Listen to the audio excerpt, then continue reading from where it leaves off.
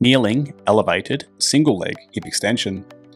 If you're an adult gymnastics skill seeker working on your hip extension strength for movements like the front splits, give this a try. This kneeling single leg hip extension helps to build awareness and strength in hip extension, which is transferable to movements like the front splits, long lunges, and more.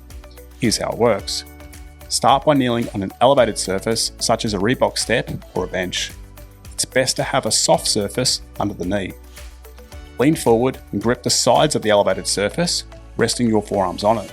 The bent knee position on the bench places the hip into flexion, with the thigh at less than a 90-degree angle away from the torso. Retract the shoulder blades by actively pushing down into the elevated surface and spreading your shoulder blades across your back. Extend the working leg behind you by contracting the quads and pointing the toes.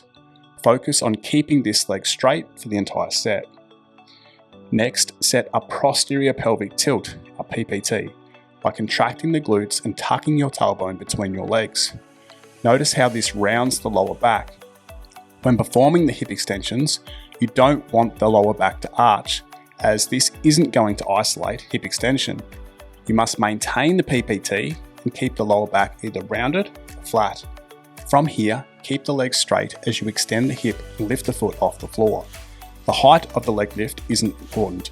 What's important is the isolation of hip extension and keeping the legs straight.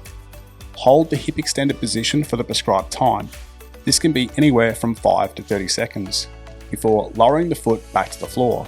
If this is easy, you can load this exercise with ankle weights. Kneeling hip extensions can be performed for repetitions, isometric holds, or a combination of the two. Performing 5 reps on each side with a 5-second hold in the hip extended position in each rep is a good starting place for most people. Give it a try and see how you go. If you've got questions, please leave them in the comments.